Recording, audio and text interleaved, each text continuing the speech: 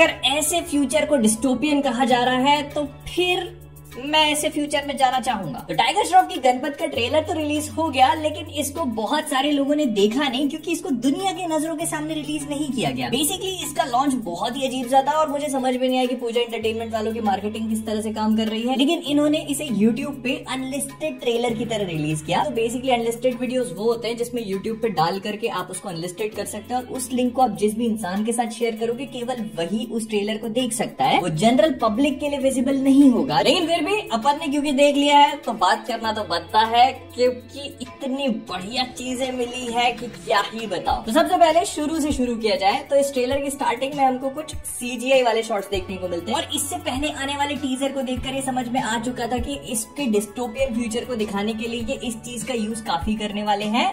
And इस trailer में इन्होंने काफी ज्यादा किया भी है और मैं बस इतना ही बोलना चाहूंगा कि इसको देखकर आधे पुरुष को अपने ऊपर प्राउड फील करना चाहिए।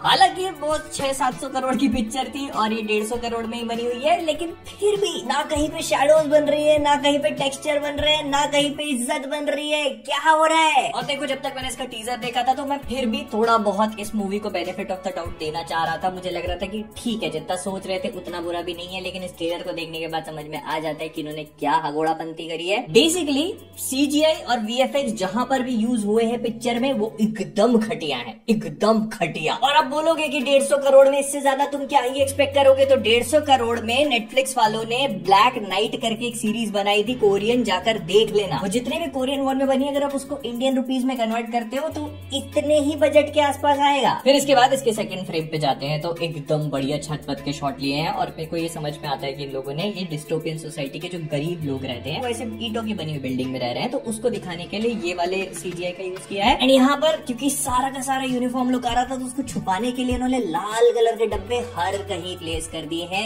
एक जैसे। और एसिड रिसाइकलिंग की तो बात ही मत करना, क्योंकि आगे जो मैं बताने वाला हूँ उसके सामने छोटे लाल डब्बे तो बहुत छोटी चीज है। लेकिन इसके बाद इस वाले शॉट में कोई मुझे बता देना कि यहाँ पे जब लोग रह ही नहीं रहे तो कचरे वाली गाड़ी क्यों घूम रही है। और बाय द वे ये पूरी तरह से स्टिल फ्रेम है, एक फोटो उठा के डाल के उस पर स्केलिंग इफेक्ट डाला हुआ है बस। फिर इसके बाद कुछ शॉट जो दिखाए गए मुझे थोड़े से डिसेंट लगे, क्योंकि यहाँ पर कोई भी VFX से CGI का इस्तेमाल नहीं किया गया। एक्चुअली में इन लोगों ने सेट पीसेस क्रिएट करे हैं। तो यहाँ पर सबसे पहले बच्चों के अंदर कुछ माइक्रोचिप लगाई जा रही है, दिखाई जा रही है। जो भी ये सीन है, मतलब I did not understand the significance of this scene. हो सकता है कि गणपत हो जिसके अंदर माइक्रोचिप लगाई जा रही है और फिर आगे जाकर ये इनका मसीहा बनेगा टाइप की फोरशैडोइंग होगी यहाँ पर।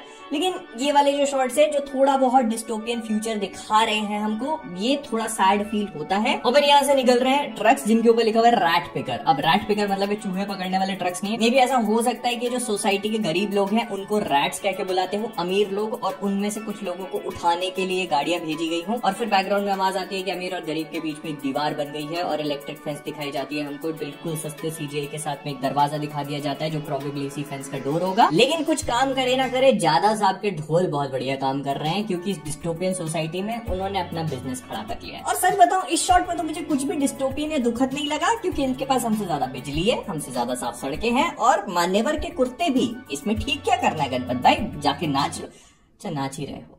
फिर इसके बाद गणपत भाई किसी रेस्टोरेंट में जाते हैं मोमोज खाने और वहां जाकर के कुछ लोगों को मारना शुरू कर देते हैं। बंदा चाकू लेके, ये ऐसे चाकू लेके आया किसी को मारने के लिए। मतलब भाई तू एक काम कर, सब्जी काट ले, किसी को मार तो नहीं सकता। टेक्निक ही गलत है तुम्हारी। फिर इसके बाद हम टाइगर श्रॉफ को एक्शन में देखते हैं और एक्शन में ही देखते हैं पूरे ट्रेलर भर। इनका dystopian future equals to round kick action. मैंने गिनती करी, मैं मजाक नहीं करूंगा, मैंने इस पूरे ट्रेलर में टाइगर श्रॉफ ने कितनी बार उछाल मारी है, और एक बार जब ये पिट रहे हैं अगर उस चीज को हटा दिया जाए तो टोटल 15 बार होता है। ट्रेलर में ही 15 फ्रेम्स हैं जिसमें ये बंदा किसी को उछल उछल के मार रहा है या फिर ऐसे डांस वांस करने की कोशिश कर रहा है। और आखिरी वाले को तो 3 बार गिनना चाहिए, क्योंकि एक बार में 3 बार चढ़ाई कर दी आदमी की। और अगर यहीं पे शॉट में आप ध्यान से देख लोगे तो इनका नाम गुड्डू है, जो कि आगे ट्रेलर में जाके गणपत हो जाएगा। लेकिन जो नोटिस करने वाली बात है वो इनके ओपोनेंट का नाम अगर आप ध्यान से देखने की कोशिश करते हो तो आपको समझ में आ जाएगा कि इसका नाम है तबाही। मूवी के CGI की फोरशैडोइंग कर रहे थे क्या? क्योंकि ऑनेस्टली जो मोमो खाने वाले VFX ऐसा लग रहा है यहाँ पे PNG इमेज चिपका करके बस उसको ऊपर ऊपर ऊपर कर दिया गया। इसको देखने के बाद मैं 2 हफ्ते तक मोमोज खाना बंद कर दूंगा। फिर इसके बाद कृति सैनन दिखाई जाती है जो एक्शन वैक्शन कर रही है अपने ननचक्स के साथ में। लेकिन फिर इसके बाद इन दोनों की केमिस्ट्री दिखाई जाती है और हमको पता लगता है कि टाइगर श्रॉफ को इनसे एक दिन का प्यार हो चुका है, जिसके बाद इनको अपने घर पे लेके जाते हैं और मारने लगते हैं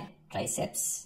और मार भी कह सकते हैं। मैं गुंडे मारने की बात कर रहा था, गंदे दिमाग वालों। फैमिली फ्रेंडली पिक्चर है ये, सिर्फ टाइगर श्रॉफ दिखेंगे इसमें बिना शर्ट के। लेकिन फिर अगर आप पीछे नोटिस करोगे तो आपको पता चलेगा कि टाइगर श्रॉफ के पास एक पुराने जमाने का कैसेट टेप प्लेयर भी है और घर में बैठने के लिए कार की सीटें लगवा रखी हैं। लेकिन फिर अमिताभ बच्चन का शॉट दिखाया जाता है जो बताते हैं कि रेसलिंग वेस्लिंग वाली चीज हमारी थी और अमीर लोगों ने इसको देख करके कॉपी पेस्ट कर लिया अपनी तरफ। और इसके बाद हमें एक विलन का शॉट दिखाया जाता है जो अभी तक रिवील नहीं किया है by the way, and that is the only interesting point about the movie कि मूवी का विलन कौन होने वाला है। मुझे नहीं आइडिया, अगर आपको तो कमेंट्स में बता देना। वैसे जो शेर वाला शॉट है इसको पिछले टीजर से थोड़ा सा चेंज कर दिया गया है। इज इट जस्ट मी और it looks even worse now. लेकिन फिर इसके बाद हम देखते हैं कि लेह लद्दाख, जहाँ पर कुछ देर पहले तक ये दोनों ट्रेनिंग भी कर रहे थे, वहां से कुछ गुंडे पुंडे आते हैं और कृति सेनन को उठा करके ले जाते हैं, जिस वजह से टाइगर श्रॉफ जो है फाइट में जाता है, अपने आप को पिटवाता है और फिर अमीरों की सोसाइटी में पहुंच जाता है क्योंकि प्यार अंधा होता है और इस पिक्चर में गरीब भी। फिर इसके बाद हमको ये वाला शॉट देखने को मिलता है जहाँ पे बिल्डिंग एकदम चमचमाती हुई दिख रही है। और वैसे तो सारी चीजें ठीक लगी मुझे, ये समझ में आ रहा है कि इस पूरी बिल्डिंग के सेंटर में जो है वो स्टेडियम होगा। लेकिन अगर आप इस वाली बिल्डिंग को नोटिस करते हो तो यही सेम बिल्डिंग हमने दूसरे शॉट पे देखी थी जहाँ पर विलन खड़ा हुआ था। और ये दोनों सेम बिल्डिंग्स हैं, ये समझ में आ रहा है, दोनों अलग अलग पीओवी से दिखाई गई हैं। लेकिन अगर आप एंगल पे गौर करोगे तो दोनों के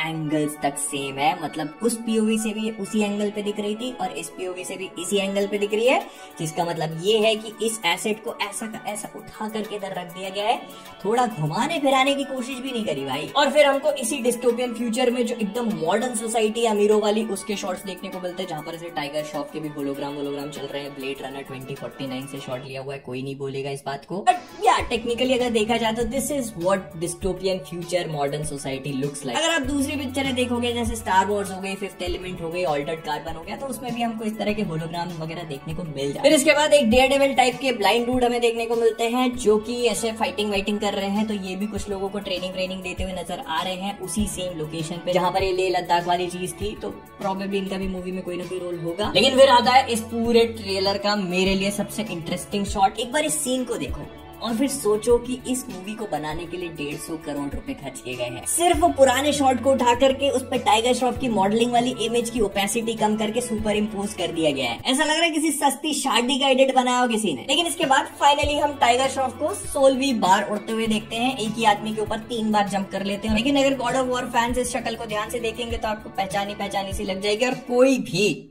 कोई भी इस आदमी को एसगार्ड का क्राटोस नहीं बोलेगा, समझे।